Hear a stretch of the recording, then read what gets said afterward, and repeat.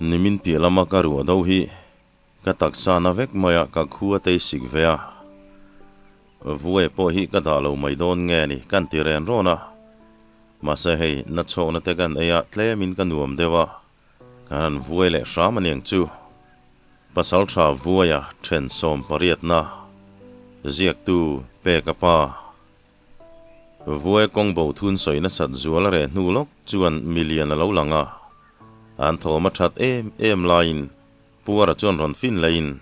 tuna chuan an thian za ho po an thanem ta hle mai million ti taka an zinga chuan million ni chu alian fal hle maya nulama ni se a thu mai po hi sarti tham zeta lian hi ani renga anan om khom hi chuan ngal rol zinga api khoyang mai hian alang sar lut zel mai ni tum khat chu khoilam mi nge ti po hriat lo miang mang lo pakhat thi ron zina khovel ka fang chuak don ati treng maya khoi khuang e tlo to tian zo chuan kan khua ba ka chuan nga na bok ati heu maya an hlim pui phian mai ni tlai khatero chu a enga kholoi lovin vuai la ka chuan thin urungot Peka thin rim zet hian iporem nia min chau ve khang lang em ni ipa vai nu em ni tina tong thial nu mai sia a soi thepha khau chu an nui na sate an thoma deng i choron tlan chuakin e khai bongte leu lo hote khatia kholai ui ke tang chiu vak tura ni ngai lo i thlenin te poiti zakanga sin a lo ti dam vei thluama anina chuan hroi lutin in chuan lu chuan thingpui sen hang le arial chini ba ka bisikut khorozet mai hin lo hluya an ei tak mai cha mu nom ngang ni turani dengi meu point chil thi hlau du khopina ena ai in zo nu chuan kapi I fel hle mai ka zin na chuan ila felber in chung ko point fel vekang ni chin khan papakhatin minin siam chiat khuma kan hau dewani kha ti na samaya chuti lai chuan vuai churon hoin mikhwal ne nanin mu chuan an phudun zok mai dengi chuan bongteleu hei kan pa ni hi a ming hian kan kho che vela tanga aizol thleng mai hian a deng chuak tonia alo ti sura mikhwal pa la chuan a mel chelulai e mai tina tlan chuang ngala dengi chuan imit en tirangai ni mai chuwa ti nuwa pain tapa chuan erong bolina rizui ta khuta chumizana chuan million ina vuai te chun ti mur maya zirtir pusoya chu nui hak chung hian nizan chu kamumanga mipanau pang kumnga kumruk velek hi kalawlania kazun chuak lutukha kanin hlui lei ka ding ewang el olin kan zum ko tau maya alum pu pakan har zui chu katlan chuarang tesin an ti chuan a thian te chun nui na sange mai million nui na salutuk chuan oi zun ka che don ti na tlan chuaka thang ke kora chuan drop theili tuk mai tlan ro vok puin tu ya muam theilawan ti kha an ti zuya million ron lu le nu chuan ti sang vorin ama ber chuan aizo lam chan china soya vuai te chuan ngai no man tinge mai nakin dewa chuan kan thenom tlangwalin mi venga thila ruwa VDP hoin an vuak nek nuwa alun me kol saka an met kheng na samai sia azak chuan a ziat kol ta loa atu loka chuan an kom thangten mi khwal dam lo reito samtla kol vek to hian neya chu tlangwal jing thawina zummu chuan alukol chun toy vutin ve thomi azuti thina kan nui na satesin an ti chuan vuai chuin siam thasau savin hei kan ve lukira hi sualania VDP kanin din tir lai khan pem thar aruk mang kan mana hei nangma hi kan ho hau lo chea nangma om suale ro hi chu kan ho hle maya thei ni se chu sual chu kom chua vuak nek mai hi ka duwa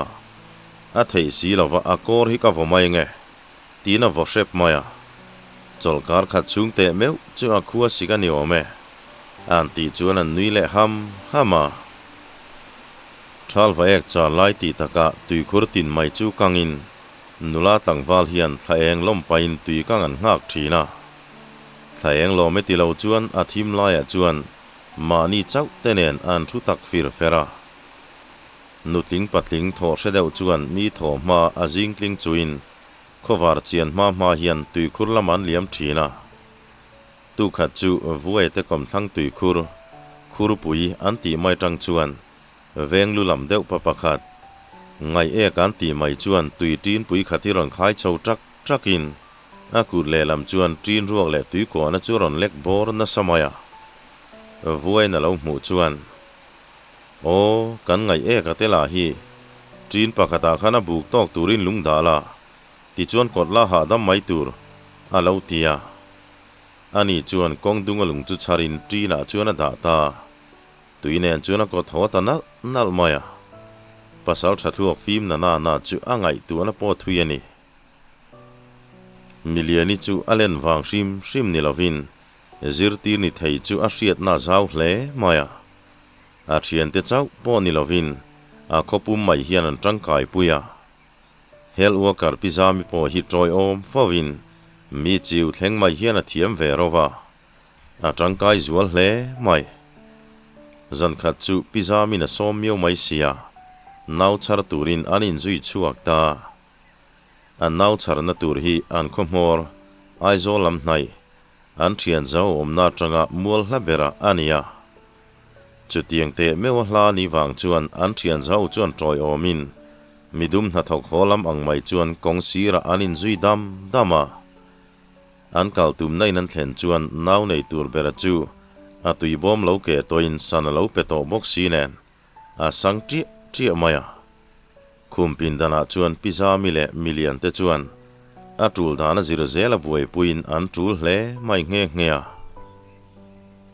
chuti taka sangta chu ring zet hian a voi tuang tlam ru maya ve lukira in ring man lo chuan e khai a voi zo veka nge han tin an nui hak maya vuai chuan thu tak ve hian chutin ti mai te su i phan pai haraniang kan nu point mi uya hring tonia alo tia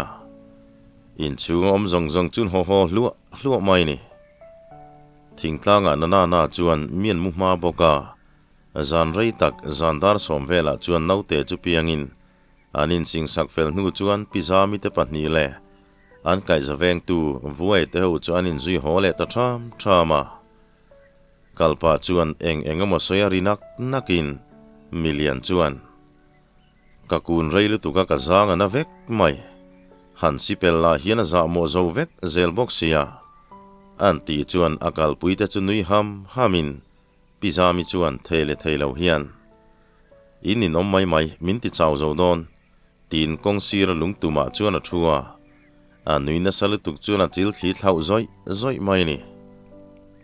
an thian zo zinga tlangwalom chun zamlukira chuan ti tak zet hian pem thar nula pakhat thi angai zong tlat maya a thian te chu ti mang ang thin khop mai he nula ngai zon hi aro puite falu lo boka a mel se si anan ti te hian in mita dik lawani kha alo ti maya a muam thlokin nakum lama mel na sa si a mai te la hi lungta tar lamang mai a erang ngenga an ti la chuan Chien ti lai hi lo mo kam mangai chan le tina treu hlur mai sia nula buan chaklo tiami soi anan sil po chuan a buan chaklo na lai tak chu lo mo ka bitum don le a lo ti le mai box sia lung thuzan lo chuan an rim pui ta tlut maya thathuma liam nu chuan palai an tir ta nge palai te len zan thum na chuan man le mual thlenga in beremin thaliam le chuan anin nei ta nge chutia nupuya nei ta chuan nuam hi an ti lai leng khopa min nupui nei chu nge an tian an zo te hian phur zet hian nuam takani nuam tak ana chang kan lo hre har dewani ka thian te an min lo hle brei ma ni te hi ti thina an lim pui thin ngang mai anin ngai zon lai khan a thian te kha an tui lovin ander na savio na chutianin nei ta ka chuan alo fel revin mangai na an chung ka phur khom tu berania zam lukiranu le pa mai ba ka a u naw in rang chang to te po chuan an fak hle lom mai atira chuan anuin nu te voin chu kan thing from sa kha lo zu phurang cheo ati point tlom ngai tak mai hian angai lo nang man le alo ti thina anin nei reitel tela a fel tu le mati mai turani a thian te po alom loma chuan an tang le to hemi kuma an fe kong an sa khan kong an sial nuam veu maya vc hovin nakin zela kong hi la tangkai dona tin zau he khok le zal nuam deuh mai chuan an siala mun pakhata chuan korte zau ve ang reng thuk zet mai hi lo oma letan thingui pumrual vela lian pahni hi ain kar zau lai phei chuan tong chen don lai kar ol zau ale lamero chu kut pha beng vel chawa zau hian kham kai zu omaya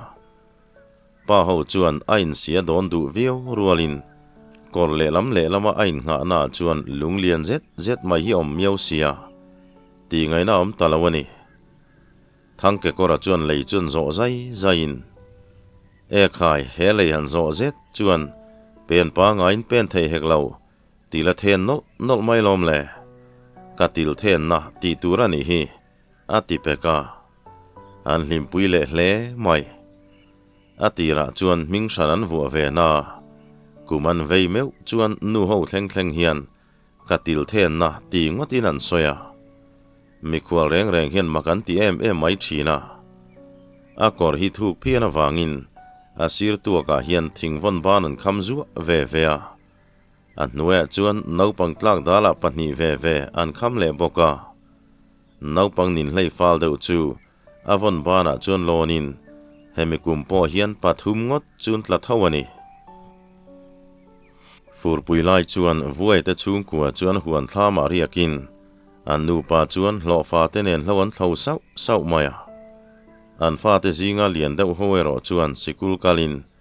nitin mai hian aron ho bal em zel maya vaw kortea chuan tlai tin main an uniform chuan suwa zana mea chuan an hemrova reilo tea an uniform korvar chu korpara ni taringot mai ni zatnu na chu athan du mai pi alama atak sadang ain ake pha chu thang chaka nitin mai hian apa thian pa vai si paina pek but lui abu thei mayang a ti tur khopa khoro hi bunin akal ri tluk mai thina a ritina nok deuh ti lawa chuan a tha phian mai vai khat phei chu arul tu ha hian alo chuk ve boka a chuk tlang zo lo chiang te nikhat chu an hlo fazinga mi rem ngong sei chu huana tol thuin wawa chuan a tleng liam ta dai maya a tleng thlang na chuan ron chho chi rual ni heklo kal khan rem deuh laia chuan a ron hela chuti ron chho chu vuai thang pakhata chuan okin min puiru thanga ka okania tin rak buai na samaya pa ho chu rang taka tlan thlain an zulan ma chuan thang chuan a let lingin lo khaya ron kalsu alo ti treu hlur mai si an buai lai te amai nin phel thei heklo an pa hne na chuan nung tol zong in ron kalla min en hlek sung che an tia eng tin ema chuan anin phel thei ta shrama tlayan ho chuan vuai te ho chuan an soi du na samai sia a hmuna om ve hlei lo lukir pahni ve lukira le zam lukira te la chuan a hmu le hre chiang ber ni om fashanin an du lai chuan an phua bela le pavuai thangin a khai hne boka an ron zon ho zet kha zong anin nei tu kang mai na kal trai mai ni ten han tia an soi thiamin an soi oi om na samai sinen hun engamati chung phei chuan an khoti ti berani le ta zana zirtir pu soi howan soi chuan vuai chuan kan million hi chu ok po ni se ka thangul hian a khai zo lawang ani khi chu zo te pui tia chau ti taka a khai ne don na samai sia a silver them thom khopang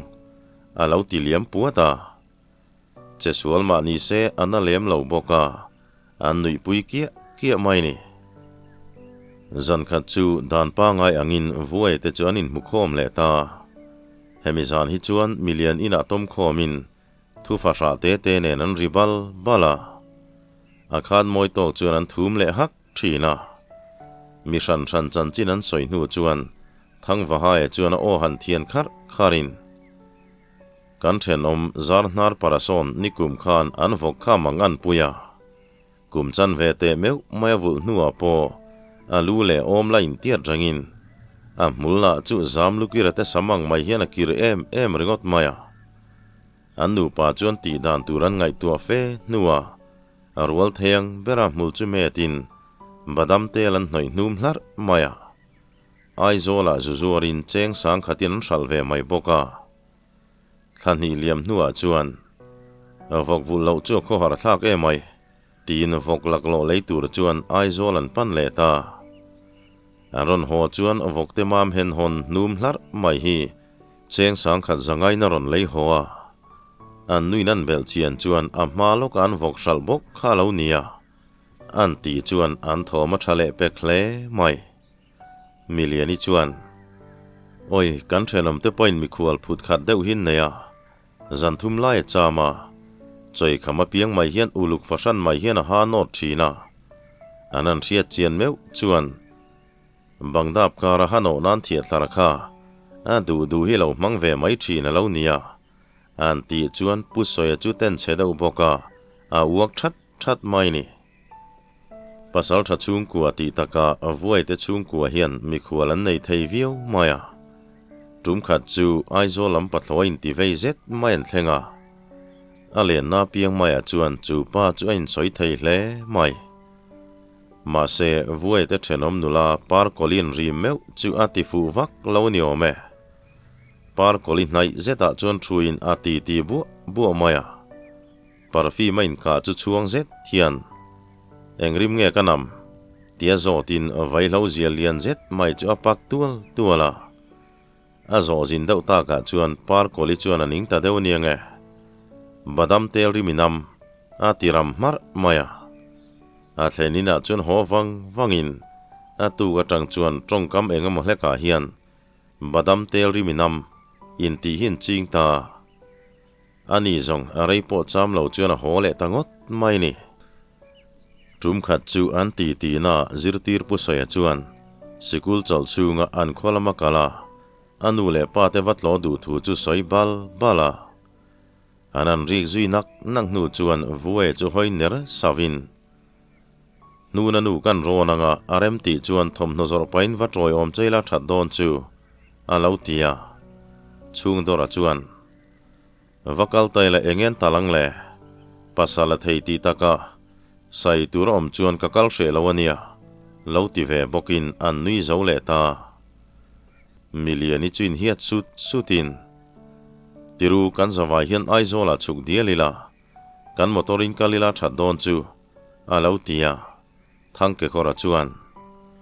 alai thu lo chuan motora tlu palang alauti man moa chumi nu chuan ti sang nen sajui bualin muthuna chuan an trin darta ni exam cholai chuan vuai te ho chu aizolan chukta million teina zan ni an rian nu chuan vuai chu bazar lama kalin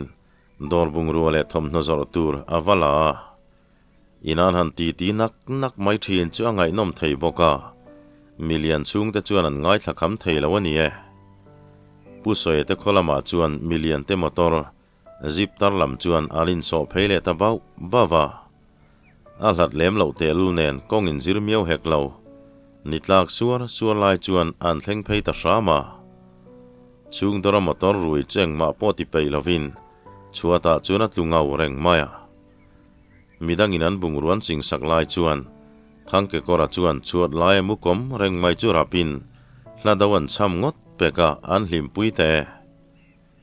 pusoya nu le pa te po orin ai tak chuan an lo la nula tlangwal viau maya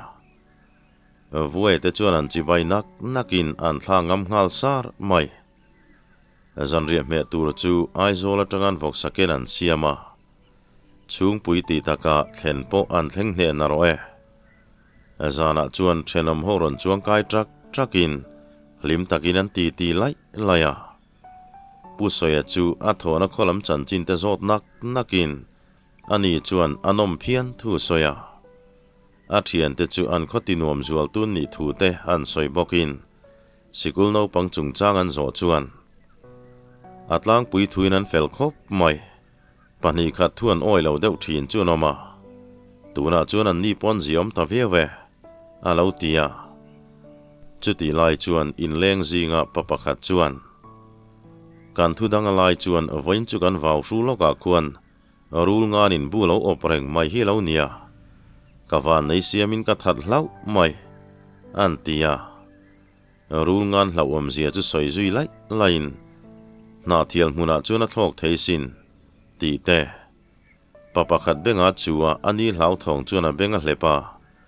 a kianga doron chia chuan a vorlu ta a tu kanan en le chuan a beng chu lo vung na sak khopa dorona chuan a khat hnuk mai ni ti te chun soi lai laya chuti lai chuan in leng zinga beng cheng zet mai pu soyan an sikul no pangchung changa soi laya zunjung tura chua kha aron lu ta an ti tin thak to ti hre lo ke chu ni la ka beng nek mayang ron ti lu tin an nui na salu tuk chuan ho hi ni ber maya an cham chung chuan chung dora be se ang nge in pu soe pa chuan voka tala zan nga te meu mai an cham chung chuan san ring tlut mai midang in an ei pe meu to lo nuwa po chung dora chuan meng saw ka khopian ala khel ngat pe ya an hom ma tla e zan rian ki lain million chuan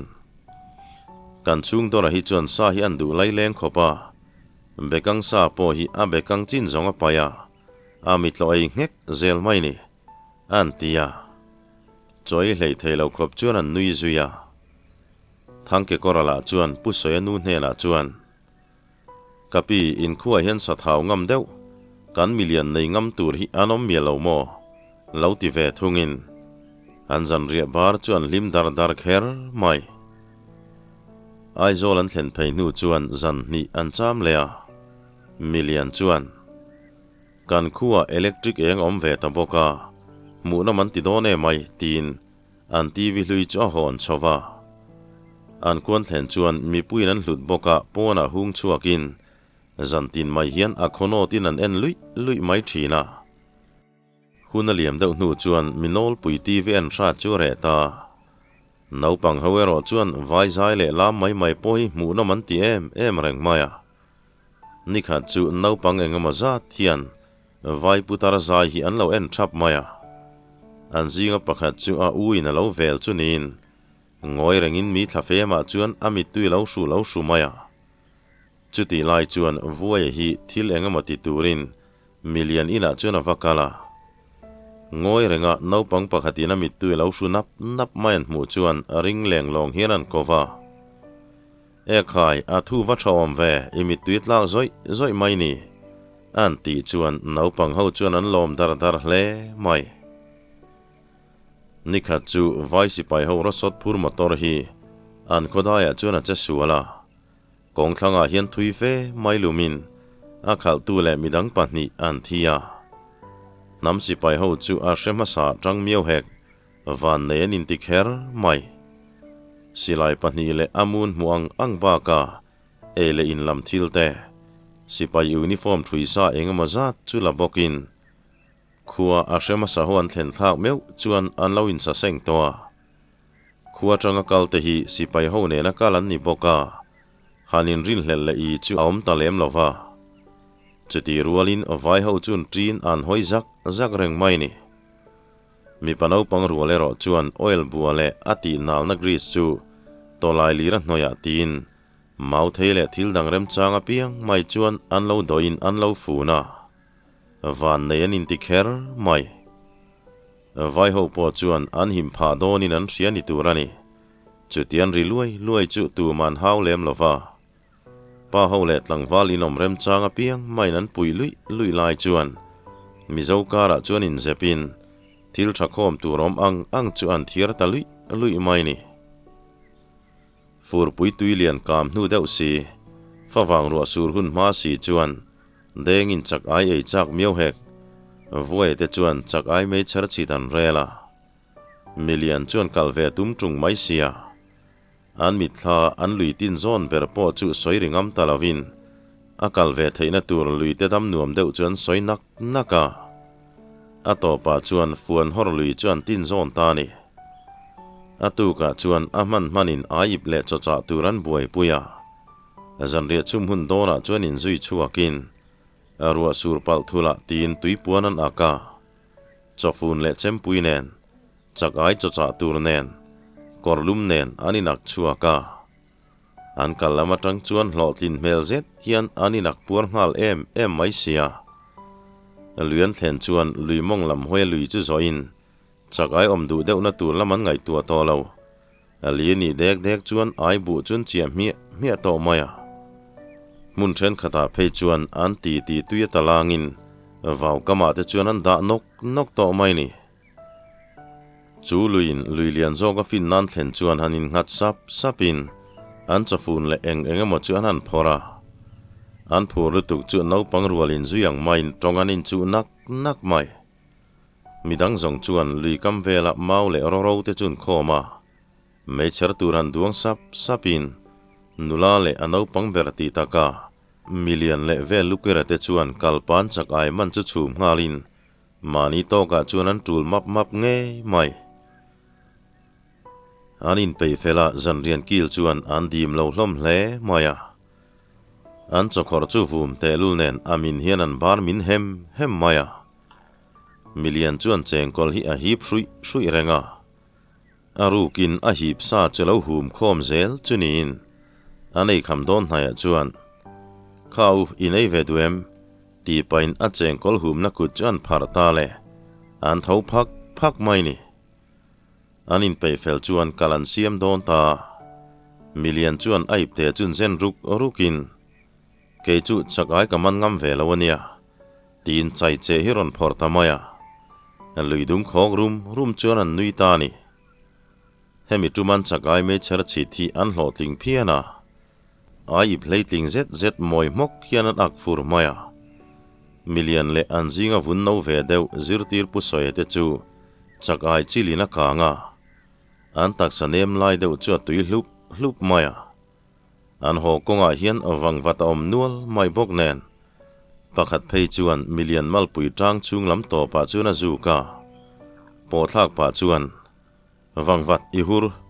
an ti tuar mai zong a thian te chuan an nui puina sate khuan thlen dona chuan chutia zan rei to lama me cheron in zui dua chuan an ngai ti thalo ni turani